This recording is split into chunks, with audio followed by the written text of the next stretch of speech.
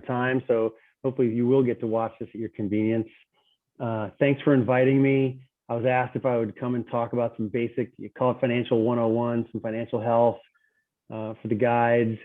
And I was happy to do it. Just, I'm not in Idaho. I'm down in Southern California, but my family and I travel up to Idaho each summer and get to enjoy some time on the Salmon River.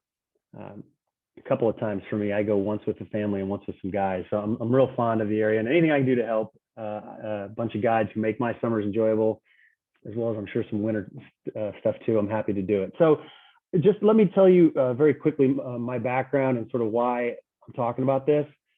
So I've spent the last 15 years as a certified financial planner, and I talk to clients and people and friends all the time about financial matters. And that ranges from everything to some of the topics I'm going to talk about here today, to some more in-depth conversations that I don't think we could probably get to in a 1-hour recording. But ultimately, it all starts with trying to achieve some financial goals. And one of the things I know the organization is doing, RedSci is doing for guides, is trying to link financial health with the, call it, physical or mental health of their guides, right? Because if people are financially unstable, that doesn't lead to health in a lot of other areas if you're always worrying about money. So hopefully I'll be able to shed some light on just a couple of areas that will help you guys and make things a little bit better. So this is what I'm going to start to do. I'm going to move out of this room just for a moment because I'm getting squeezed out by family and dogs, but don't worry. So I thought I would start just talking about some basic stuff. And what I mean is, let's just talk about the concept of managing your money and budgeting, because everybody seems to worry about the basics.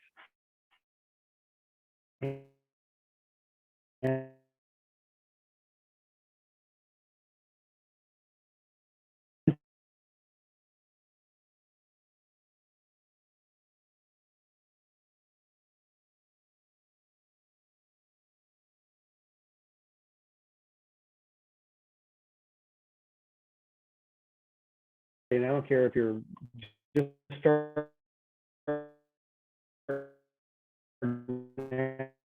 out or if you've accumulated a lot of money. The way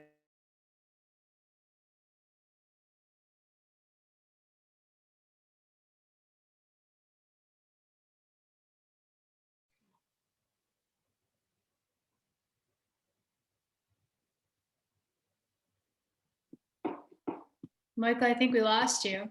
Yeah. Everybody hang tight, I'll come back. All right. Okay. First technical glitch. How about now? Now you're good. Okay. So I was talking about budgeting, and so what I wanted to say was the best way for you to get a hold of your budget is really to break things down into categories, and I'll keep it real simple.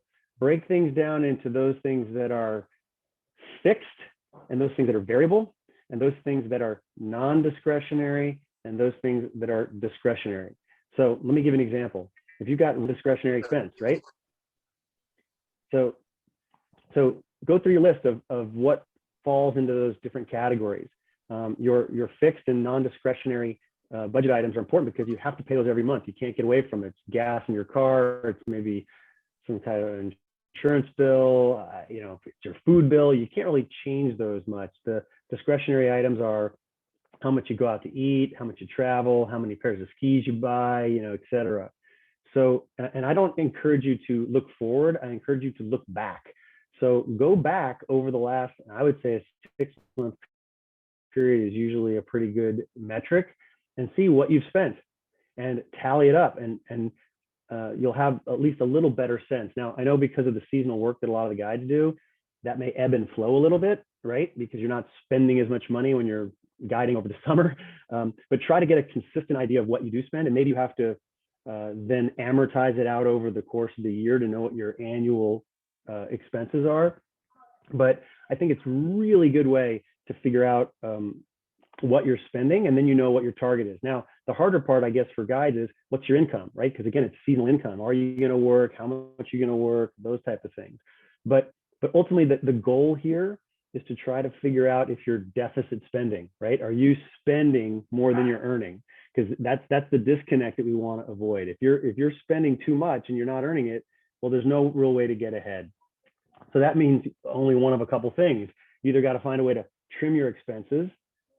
Most of us, that's not so easy to do, or you have to find more work, right? So if you're only working one season, maybe you work two. If you're working two seasons, you find a way to do a little bit more and bring in some money. So the budgeting for me is crucial. And look back. Maybe you have a goal to do it before you hit the summer season, and pick January 1 up until you hit the river or whatever you're going to do, and use that as a real good time period to look at what you're spending. Okay. All right. Let's talk for a quick minute on sort of the pyramid, the financial pyramid, right? So if you've got a pyramid, the base level of that pyramid has to be the straight put at the base of that pyramid. At the base of that pyramid, we're putting in your liquid and safe money. So this is where we talk about having an emergency fund. This is where we talk about having cash in the bank, etc. And for a lot of people, that is based on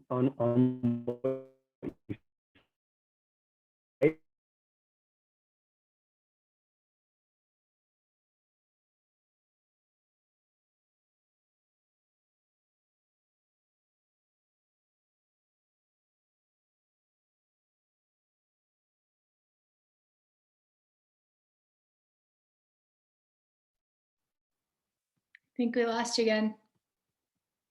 Go.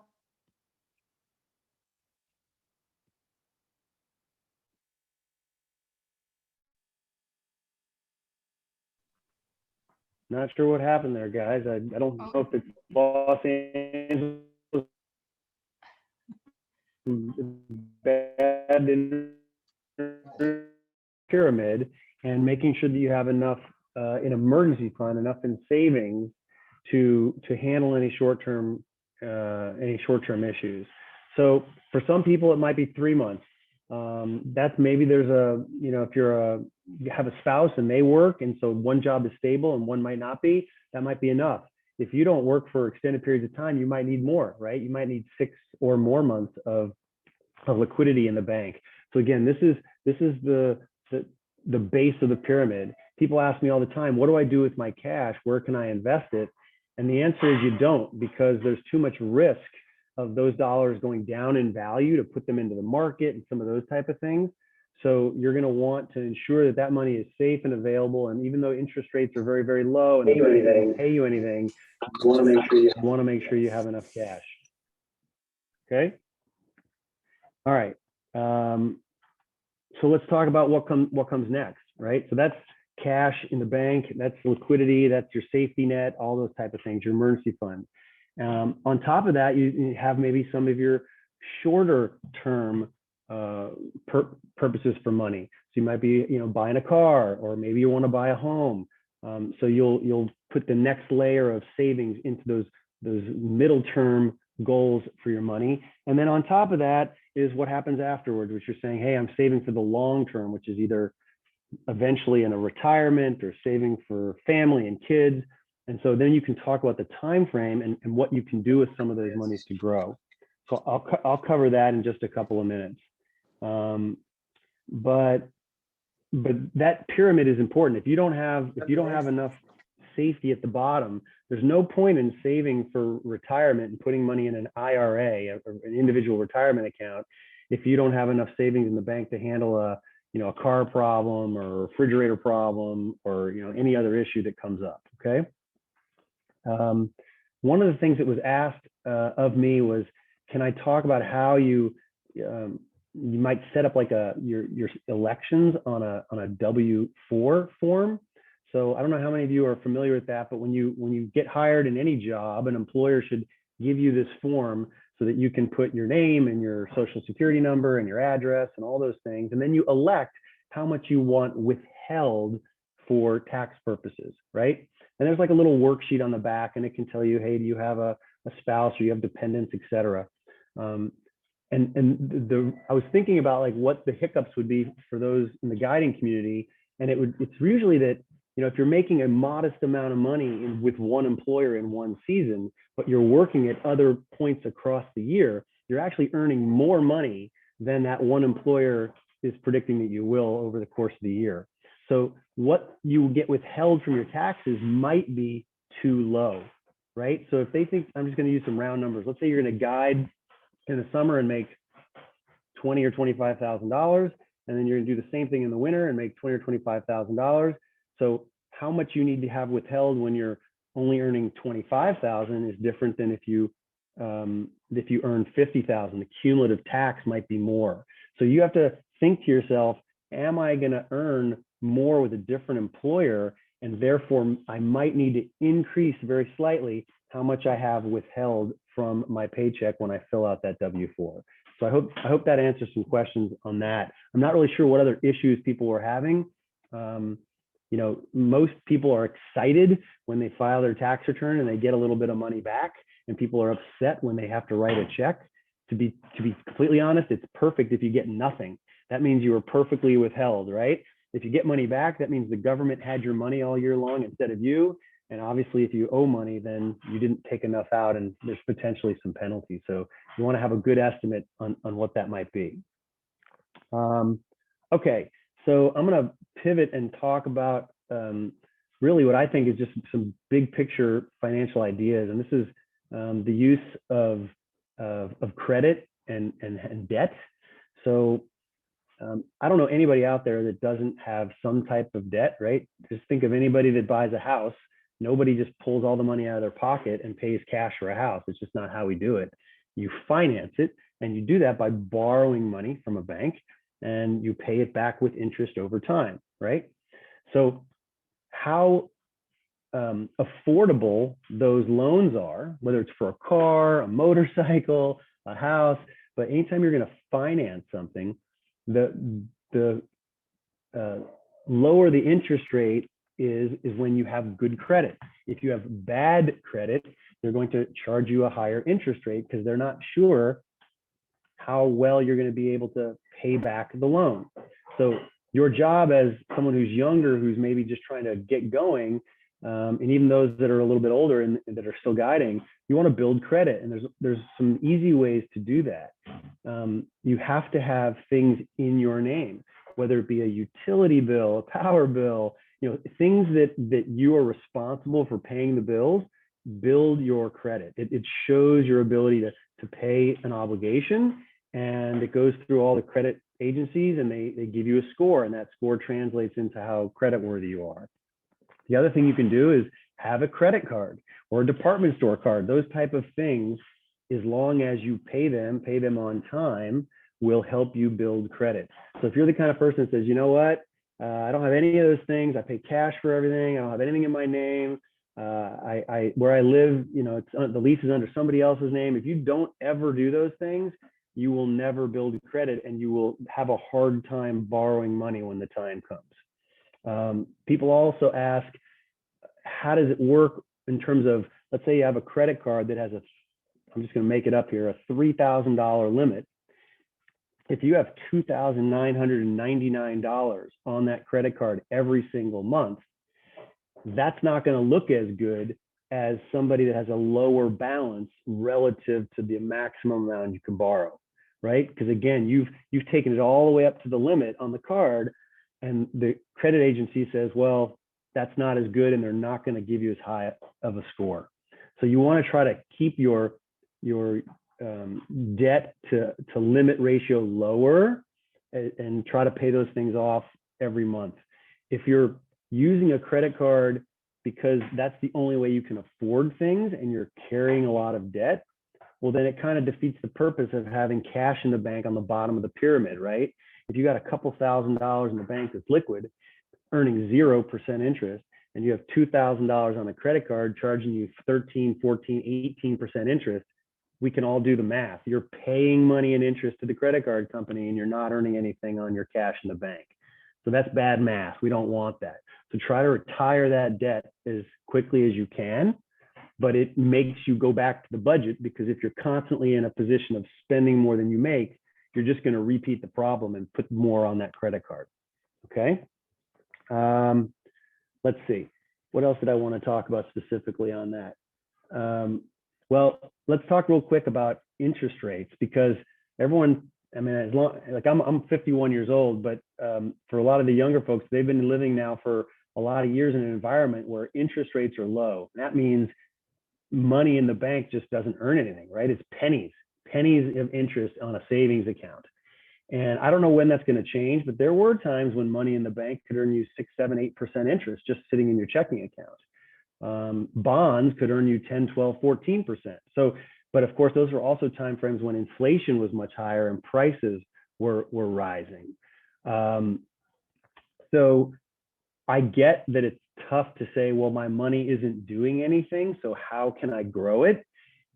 When you're in a very low interest rate environment, like we've been for many years, it is a borrower's environment. It's not a saver's environment, right? Borrowers like it because they borrow money cheap, but savers don't like it because their money doesn't do anything. So until that changes, you have to look for alternative ways to invest. So I'm going to talk just briefly tonight about ways that you can invest, because everyone knows about the markets, and the markets have been good for the last few years. There's always interest in it, but I'm going to talk not so much about what you should buy, but how you can do it, how you can create this opportunity for yourself. Okay. And I know there's a couple of questions coming in. I promise we'll get to that. So let's just talk real quick about investing just today, and how would you do that? So any one of you could open a brokerage account at any firm, like Charles Schwab or E-Trade, any of these places that you've heard of. You could go online and you could open an account in probably 5 minutes. You put in your information, your name, your social security, your date of birth, blah, blah, blah, blah.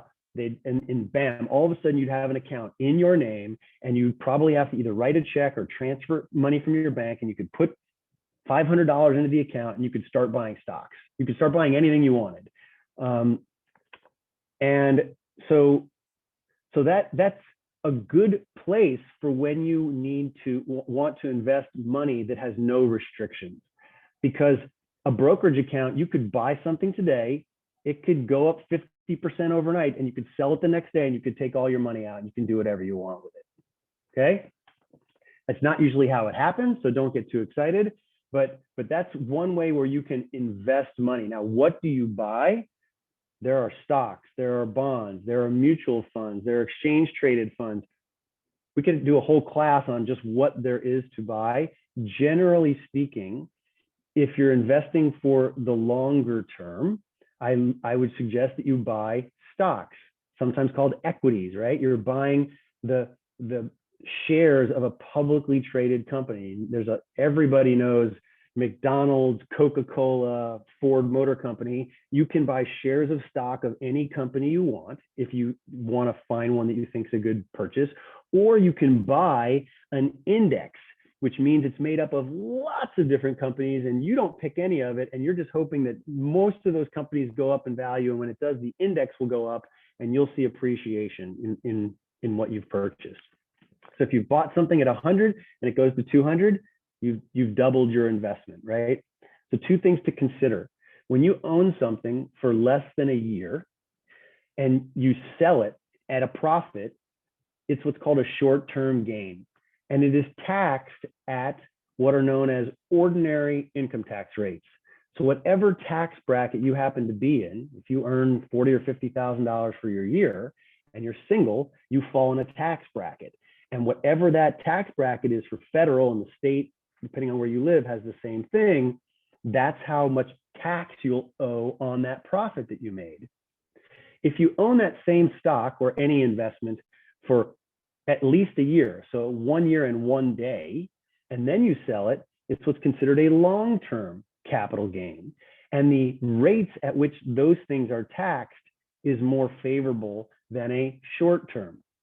So for a lot of people that are in the lowest income brackets, okay, and I don't want to go through all this now, but in the lowest two income brackets for your wage income, your capital gains tax is 0. And even if you're in a higher tax bracket for your earned income, the capital gains tax is only 15%. So it's favorable tax status to own some of these things for the longer term. So if you're a day trader and you're getting in and getting out every day or every week, it's just going to be taxed at whatever you pay on your ordinary income tax. And if you hold things for the longer term before you might sell them, you'll get lower taxes on those profits. All right.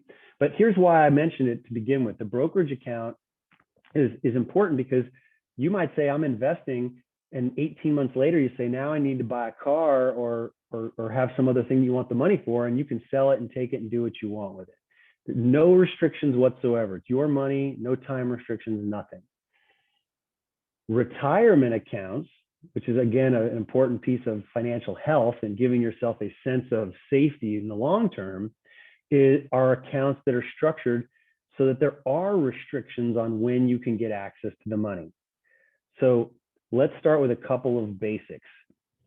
Everybody, no matter where you work, what you do, is entitled to open up an IRA. That's my dog, sorry.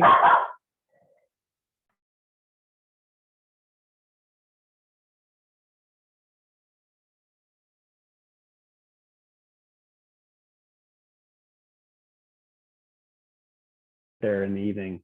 But everyone's entitled to open up an individual retirement account. Okay, it doesn't matter how much money you make, you're eligible to put in X amount. And the limits are $6,000 a year if you're below age 50. And if you're over age 50, you get a little perk that you get to catch up with an extra $1,000. So you can put $7,000 in per year. But let's use $6,000. That's $500 a month that you could allot out of your budget, and you could put that into an IRA over the course of the year. Why would you do that in a traditional IRA? Well, the government allows you to take that $6,000 and reduce it off the top of your income. So let's use the example of somebody that works 2 seasons and they make $50,000 a year. I'm just using round numbers. And if you contributed $6,000 into the IRA, the government would subtract it from your $50,000 and they'd say, you only have $44,000 worth of earned income that you now have to pay taxes on in that year. And then of course you get the deductions and all the other things that you do when you normally do your taxes, but it reduces your taxes in the year in which you make the contribution. Now you take that money, just like the brokerage account, and you invest it in stocks, in mutual funds, whatever we decide to do. And when it grows, there's no tax, none whatsoever. It grows completely tax deferred the whole way up until you decide to pull the money out. Well, this account has a restriction on it. You can only pull it out when you're 59.5 years old or older. If you take it out before then, it's punitive. They both make you pay tax on the money and a 10% penalty. So you wouldn't want to do that. So you have to think of these IRAs, these individual retirement accounts, as long-term plays. If you're wondering if you can, afford that new car or take that trip or buy those skis or pay your rent or anything else, you do not want to be committing your $500 a month or $6,000 a year into the IRA, because you can't just reach right back into it and pull it out and take it and spend it when you want to. That's a very important thing to consider. So that's a traditional IRA. I would recommend for most of you, not knowing your personal situation, but understanding generally how much you earn on an annual basis through guiding, to look at a Roth IRA, okay?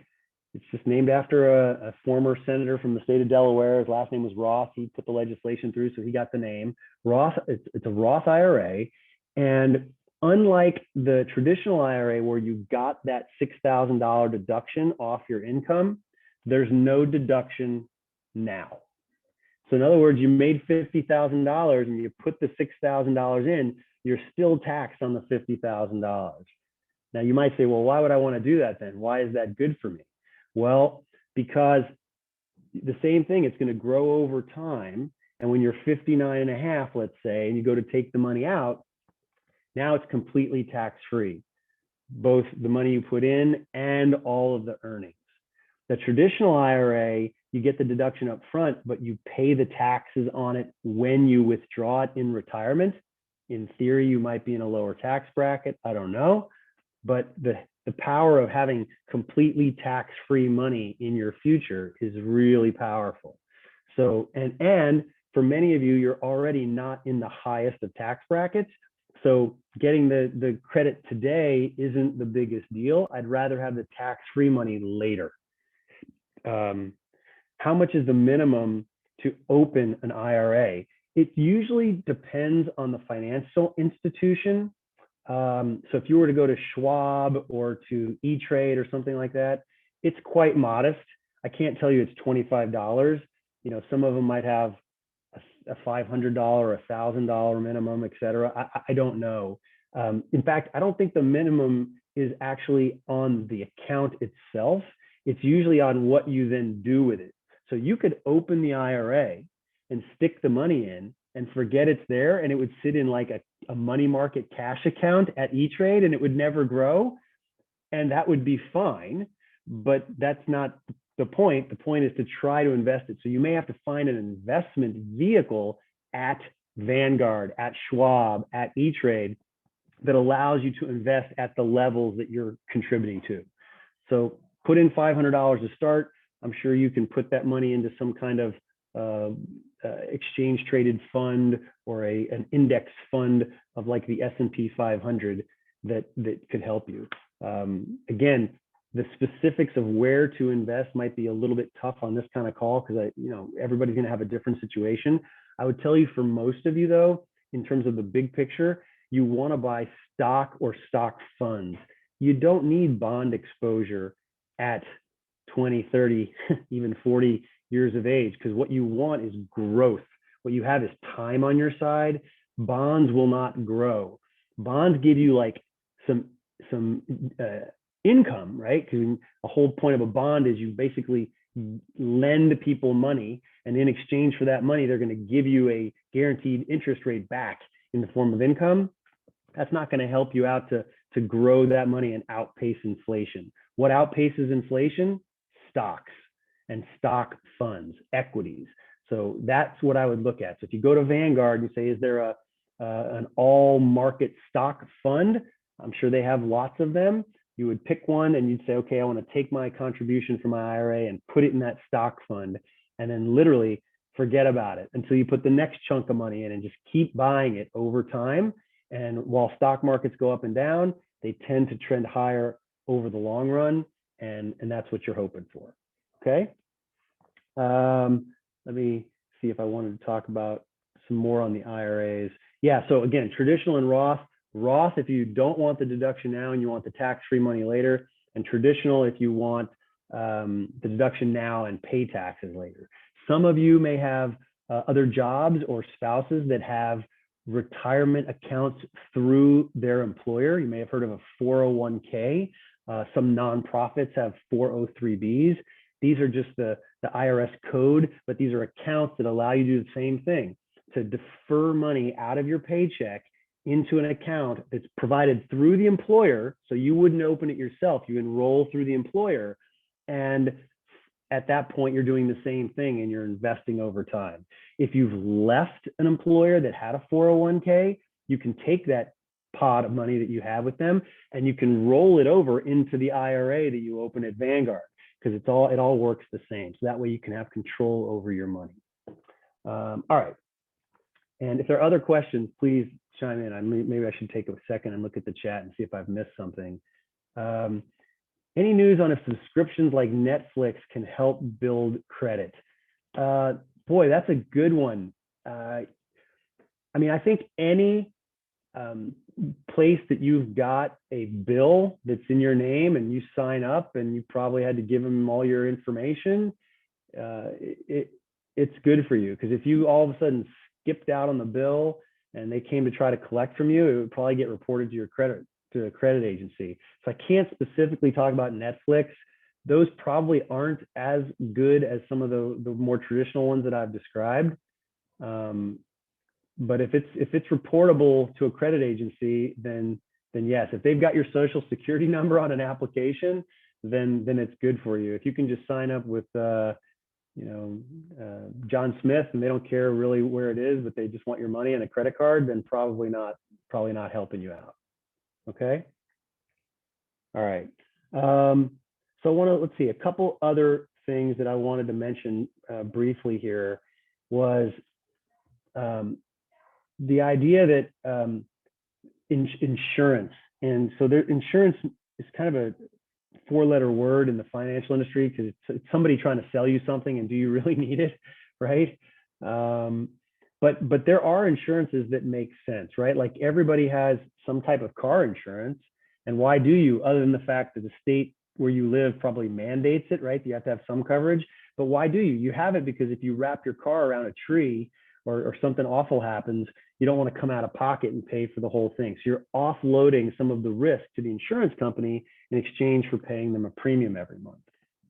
So and many of you may be young and it may be far off, but the idea that someday you might need some type of life insurance is a reality, right? If you ever think you're going to have a family, and certainly if you're going to have children, then it could be an important piece of your plan. And why do you talk about it when you're young? You talk about it when you're young because that's when you're healthy and that's when it's less expensive. So if you're thinking about family, if you're at that point in your life, having a life insurance that can protect those that you might leave behind is important. And so what are you trying to ensure? You're trying to ensure loss of income, right? Because you're not around anymore to earn that money. You're trying to handle future expenses. If you have children and they want to go to college or something like that, you have to have the money that can do there.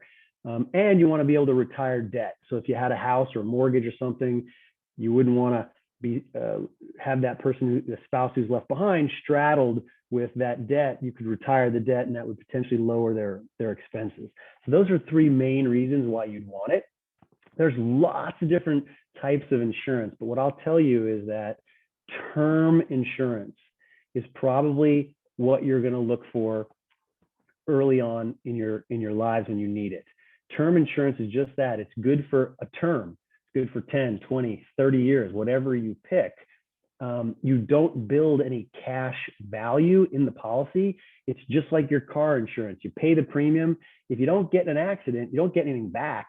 You just, you didn't use the insurance, right? So in life insurance, you're obviously, the only way you make any money is if you die. So you're not hoping for that, but that's the only way it pays out, is if something happens to you.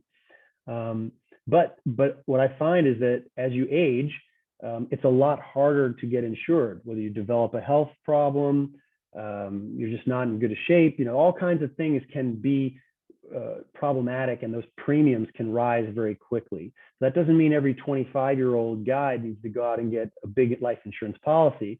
It just means that while you're young, you can look to see if you can afford a policy now and get it for a period of time, and then that premium stays level over the course of your life. So in theory, even if it's a little bit of a stretch today, as you progress and through your career, hopefully you'll earn a little bit more money, and that premium won't be as big of an obligation, as opposed to every few years going around and trying to get a new life insurance policy at a higher premium. So that's a quick talk on life insurance. Health insurance is a whole nother topic. And so for many of you where you work for an outfit that doesn't offer that to you because it's seasonal work, it's a big political thing in our nation right now, and to keep off the political pulpit here, just to say, hopefully we're going to be finding ways where more affordable healthcare options for those that don't have employer-provided healthcare. And there's no easy way around it, other than if you're in a lower income bracket, then hopefully it's not that expensive to you because of the credits you get on the exchanges. If somebody has specific health insurance type questions, I don't deal in that area every single day with my clients, but I'm happy to field questions through Redside and put out some more Q&A on health insurance topics. let's see, what else did I want to talk about real briefly?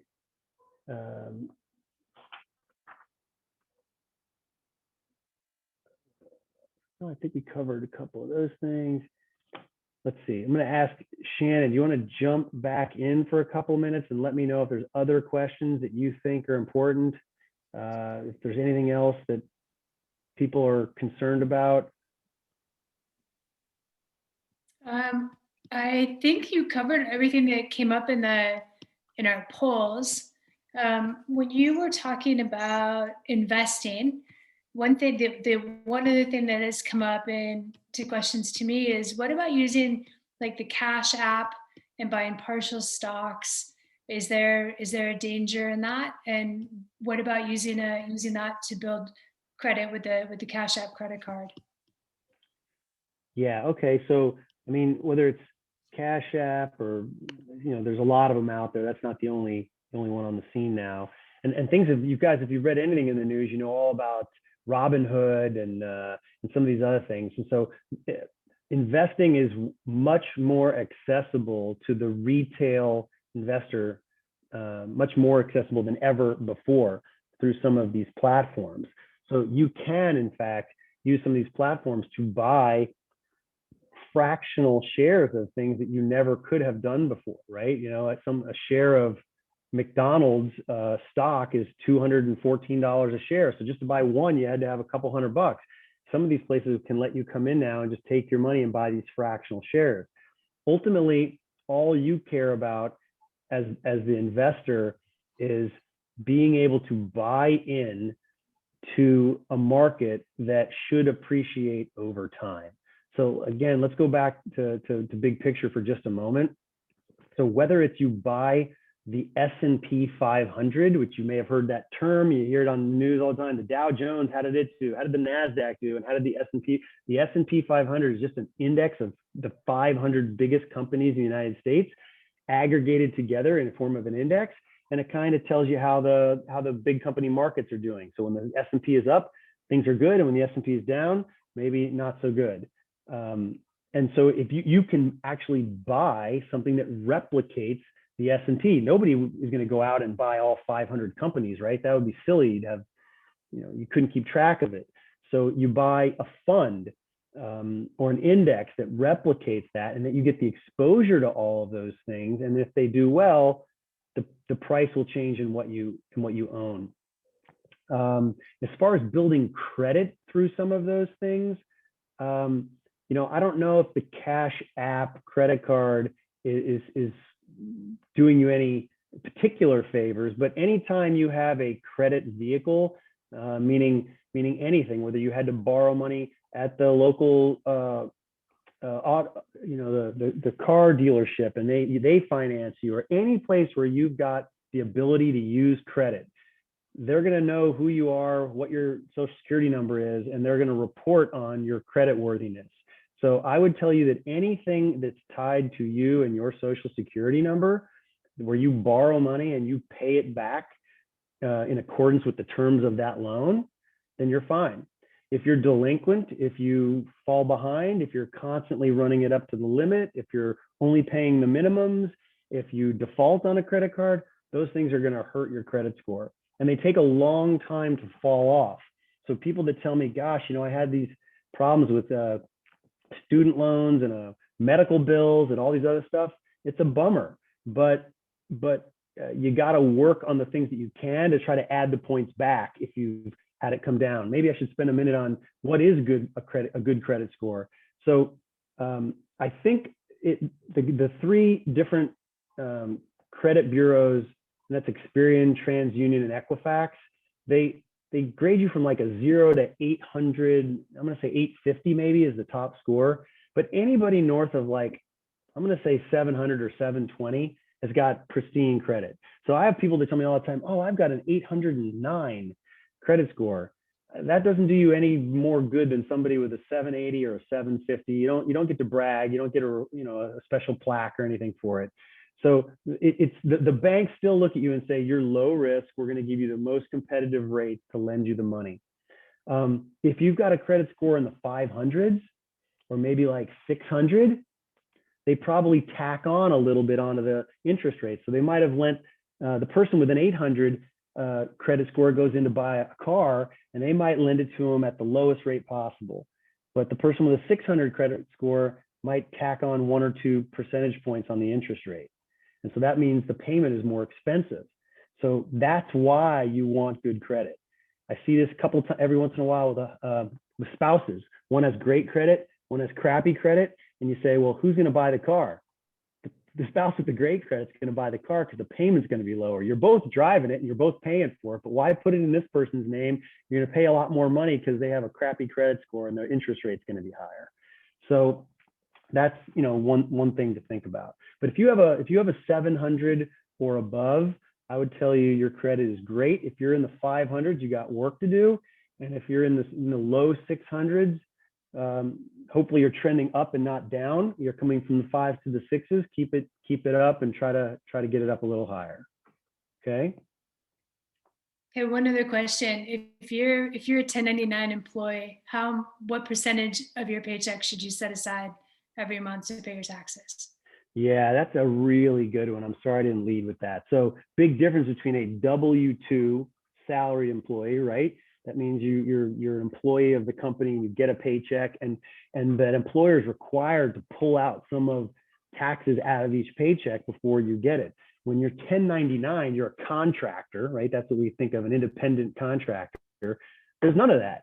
And they just give you whatever you've earned, and you're responsible to pay the taxes. Now, when you're a W-2 salaried employee, the employer pays part of your payroll tax and you pay part.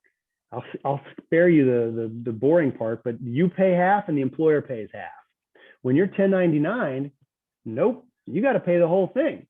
So you have to think about what you're obligated for. So it's usually it's 6.2 and 1.4. It's 7.65% is what each of you pay. So if you're self-employed, 7.65 would be 15.3%. Right? That's your federal, Medicare and Social Security taxes. And then of course you've got your income taxes on top of that. So yeah, you have to think very clearly that I owe not just income tax, but I might owe my Social Security and Medicare tax that everybody pays, no matter what kind of job. I don't care who you are, unless it's cash under the table, you got to pay those taxes. So at a minimum, it's 15.3% for those things. And then of course you've got the income tax on top of that. So think about whatever tax bracket you're in, and that's how much of that money you got to set aside. So if you're making a cool, $4,000 a month, 1099, and you're spending 3,900 of it, you're not earmarking enough for what Uncle Sam's going to want from you at the end of the year. And it's not just enough to say, I'll pay you at the end of the year. Lots of times you're supposed to pay estimated taxes. So they expect you to pay some of that along the way so that they get some revenue in the US Treasury to pay all their bills. So if you just wait to the very end of the year, they might say, I'm sorry, you didn't pay us enough and you owe us that plus a little bit of penalty. You'd have to talk to a tax advisor about that, or TurboTax or H&R Block, something like that. And yes, those are typically paid quarterly. So if you are an exclusively a 1099, paid by 1099, you should pay quarterly taxes. You should, to avoid any potential penalty down the road. Now, if it's a very modest amount of money that you're earning, you probably won't owe any in penalties, because you probably don't owe a whole lot in tax anyway, because you're not a large income earner. But you are responsible for paying quarterly. That's correct. Shannon, I think, I don't know who iPhone is, but they raised their hand at one point. Do they have a question? Yep, I texted them and asked if they had a question. Oh, there you go. Oh, okay. I have a Montana ID and I own a home in Texas. I work 95% outside of the state of Montana. I pay state income tax in Montana. Can I claim residency in Texas, or am I required to pay Montana state income tax too? So let me see if I heard that whole thing. They own a home in Texas. They work mostly outside of Texas. Is that correct? Did I hear that right? Yep, 95% outside of Texas. Yeah, Have a and Montana state ID. right. So if all that work is done in Montana, then you're going to owe Montana state income tax. You don't get to work in Montana, live in Texas, where, by the way, there is no state income tax. I know that there's a handful of states like that where there's no income tax. Florida, Nevada, there's a handful of others. But if you work in a state where and you earn the money in that state, you pay that state income tax. There's really no way around that. And I So unless, think it said work 95% outside of the state of Montana. I work oh, mostly in okay, Texas and Idaho. So is okay. this Gus? I think this is Gus. Oh, I see it now. I'm reading it again. So Mhm. I There it is. pay state income Okay. tax in Montana. Yeah, I mean, the whole thing about claiming residence is really proving that you live there more than you live anywhere else. So if you have a home in Texas, but you're only there 2 weeks out of the year, that's not going to fly. Now, I mean, you could try it. The risk you run system until you're audited. So there's no taxes police until you get audited by the IRS. So, but if you only are in Texas a short amount of time each year, you can't claim that that's your primary residence. I mean, there's rare exceptions, right? If you're military and some other things like that, where you get moved overseas in these other areas, yes, that could fly. But if you're seasonal and you're going up to Montana, but you're working there all the time, then you're paying, you're gonna pay that state where you've earned the money. Occasionally, my wife does work out of state, and so if she flies to North Carolina and does a job, guess what? That money that she earned while in North Carolina requires a North Carolina state income tax return. Now, we live in California, so that money should not be double taxed. So she doesn't pay California state income tax on that money, but she was in North Carolina, and that's where she pays the state income tax. Yeah, so to answer your question, can you claim Texas residence? Only if you're there 181 days a year. That's usually what the rule is, half the year. It's 365 days, but it's like usually 181 is the rule. 6 months or more. So I would talk to your tax advisor whether or not you can, legitimately do that.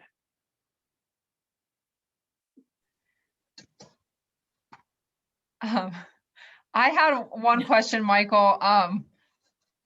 Going back to the term life insurance. If you start that when you're like, healthy under 35, it's fairly reasonable. Like when I started mine, I think it was like $22 a month or whatever. But then you can convert that at any point in your life, correct, to whole, which would mean you could get cash out of that eventually. Could you go into that? Yeah, I'll give you the short version. So that term policy you got when you were 20, call it 25, and let's say you got a 30-year term, means it's good from 25 to 55, right? And after age 55, the policy is just going to be done because the term's expired. So anywhere during those 30 years, you can decide, hey, you know what? I want to convert this to permanent insurance, and the insurance company will let you do that. Of course, when you do that, what ends up happening is the premium goes up because the term insurance, all you're paying for is the pure insurance cost, which is low. But if you're doing permanent life insurance, some of the premium goes into the cost of the insurance, and some of it's going in to get invested, right? So your premium is much greater when you have permanent insurance. So it's $22 a month or whatever number you had. If you went and said, hey, I want to convert and keep the same death benefit, you might have a little bit of a heart attack going, whoa, my payment is now how many hundreds of dollars a month for the same amount of coverage? And so you have to think, well, at that point, it's more of an investment than it is just for the death benefit on the insurance. I try to tell people, especially young folks early on, the best thing to do is to get the cheapest term insurance and use these other vehicles like IRAs and 401ks and the like to invest and save money for your future.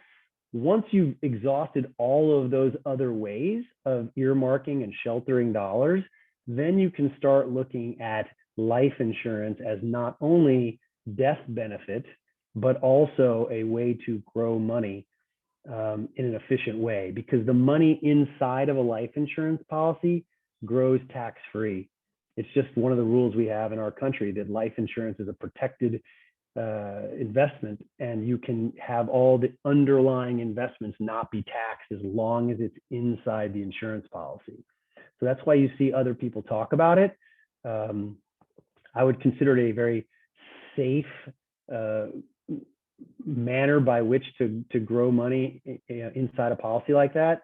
Don't do that until you've exhausted all of those other avenues that we described earlier.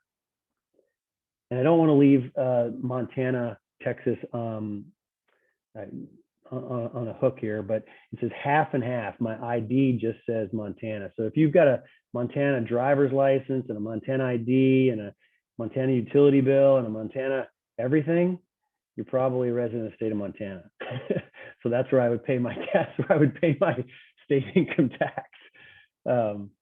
But like I said, you can roll the dice if you want to say, hey, I got a house and an address in Texas. I want to be a resident of Texas. So good luck with that. Look, let me back up for just a second and say, Does anyone have any other questions? yeah, I'll take whoever has other questions. But again, the big thing for me is pay yourself first. So it comes back to that early topic of the budgeting. Find a way to get your budget in line with your income, right? You earn X, you spend Y. Hopefully there's a little surplus, right? And that way, that little surplus can be what you earmark to your emergency fund, the base of the pyramid. That's what you can use to pay off existing debt right now if you've got it. Once that's done, that's what you can do to start accumulating money for the short and midterm goals, and then eventually have some excess for the longer term goals. The only thing that I was going to talk about, and I think it's disabled for me to share my screen. It's not that important, but the power of time, which is if you saved money from age 25 to 35, let's just say you saved, $500 a month from 25 to 35, that would be $6,000 a year times 10 years. That'd be $60,000. And your friend said, I'm not going to save until I'm 35, but I'm going to save till I'm 60. So they're going to save for 25 years, right? The same amount of money. They're going to put $6,000 away each year. That's what? That's 60. That's 120. It's $150,000 that they put away.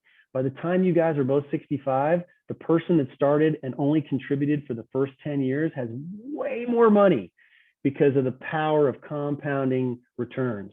So time is your friend. So the earlier you start, even if it's very small amounts, even though, hey, I'm putting away 20 bucks, I'm putting away 50 bucks, whatever you can do, create the habit pattern, pay yourself first. If you get a pay raise or you do a little bit better the next year than you did the year before, maybe spend a little bit on yourself, but put a little bit more away. If you do that routinely and systematically and with discipline, you can accumulate a lot of money over time. Because the goal here for most of us is to not only have money while we're working, but really at some point you stop working, right? The spigot is on right now and your paycheck's coming out, but when you turn the faucet off and there's no more money coming out, what are you going to have? Well, maybe Social Security and whatever you've been able to accumulate over time. And I believe that if you do it early and as often as possible, you can accumulate some wealth that'll benefit you in the long run. You can go ahead and share your screen if you want. Oh, okay. It was a simple graph. It was just this, and I think this is the example. This is a little bit different. This was somebody saving money from age 25 to 40. So they put away, I guess it was, let's do quick math here. That's $10,000 a year for 15 years is $100,000. And this person put away $10,000 a year for 30 years. And you can see, if you move your screen thing out of the way, your picture box out of the way, what you each have at the end of the day. The person that saved earlier and saved only 150,000 has almost, over $1 million. And this person that saved for 30 years of their life and double the amount of their money went in has less. And it doesn't matter what interest rate we're talking about. The examples are all the same. Time is your friend. If you put the money away over time, this is the power of the compounding interest over here. Okay. There's lots of examples of that online that you could find if you wanted to. So start early and get it going as quick as you can. I hope that's been helpful. I know we kind of touched on a bunch of different subjects. Some are pretty basic. Some have a little bit more detail on them. If there's somebody that says, wow, I watched this thing and it raised more questions than answers, I guess I'll suggest it come back to Red Side and they'll funnel it to me and I'll find a way to communicate again, or we'll do this again down the road. I'm happy to volunteer my time for folks if they find it useful. Awesome. Thank you so much for doing this. This was great. Yeah, pleasure. thank you. Yeah. Thank you. I have one last thing, Michael, just like super Yeah. quick. I know Sure. you went over the W-4s earlier. I think that a lot of people had questions on them. They seem to have changed, right? Like starting, was that 2019 or 2020, where instead of doing like the 0 or the 1, it was like multiplied second job. Is it basically the same, or is there, I think a lot of people were like, am I going to be screwed if I don't? It was kind of confusing. So I think that was, I don't know if you have any advice on that. Yeah. I was going to see if I could pull one up really quickly while we're talking. Give me just a second. No, it is basically the same. There isn't, if they're having problems because they're saying, well, in fact, let me share my screen. Let's do it one more time. So here we go, share screen. All right, are you staring at, here's the W-4 form, right? So all the stuff is pretty basic here.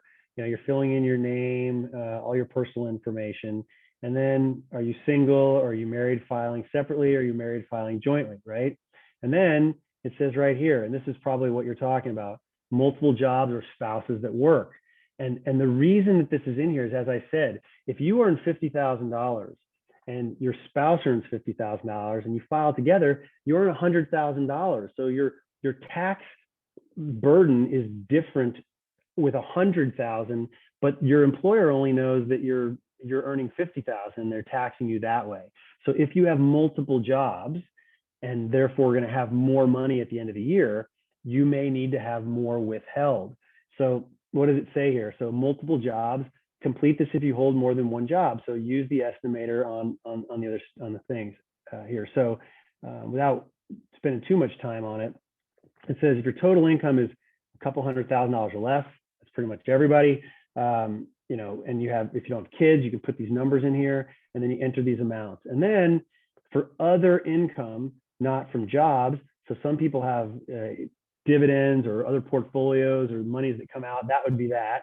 And then deductions that you get off the worksheet, or you can just do this, which is extra withholding per month, right? So let's see, this is the worksheet over here for 2 jobs. So if you have 2 jobs, you're married filing jointly, then you can use the higher paying job row and the lower paying job row for these things. So this is if you have 3 jobs. So what they're trying to do is determine if you've got more money coming in than the one you're filling out for that employer, and therefore it's going to require a larger amount withheld. Otherwise, if you had 5 jobs earning $10,000 a piece, there'd be almost no tax withheld. But at the end of the year, you got $50,000, you're going to owe some tax because you earned a little bit more money. So they're trying to discern and get you to that higher amount so that they do actually withhold the correct amount for you along the way. So don't overthink this. If you've got a lot of jobs, maybe it gets a little more difficult, but it's really about figuring out what that aggregate earned income is during the year, and then knowing what tax bracket you are going to be in. So the best way to know that is honestly look back to last year's tax return. If you earned $46,000 last year on 2 jobs, a summer job where you earned 23 and a winter job where you earned 23, and you look at your tax return, it'll show you what the tax owed was, and you can actually figure out what your effective tax rate is. Let's say on $46,000, I'm just making it up here, you owed $4,600 in federal tax. That would be 10%, right? So if on your summer job where you're earning $23,000, if they're only withholding $1,200, that's not 10%. You got to get it up to $2,300. That would be 10% of your 23,000. So you're being under withheld at that lower paying summer job, right? So that's a good way to know, hey, I knew how much my tax burden was last year, and I think my income is going to be the same. I need to adjust my withholdings. That's a really good way to try to think about it. Make sense? Yes, thank you. There was lots of talk, like filling out W-4s the last 2 years of like, what does this mean? So that's perfect. That explained it really well. Should be able to go back to the employer even after the fact and go, man, I screwed this up. Take another $100 out per paycheck, and they can do that and make sure that you're okay. What else?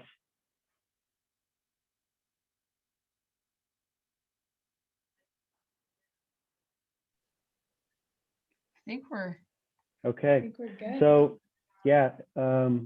Well, thank you guys for inviting me. I'm happy to help. And if there's anything else I can do to support you wonderful guys in the future, please let me know.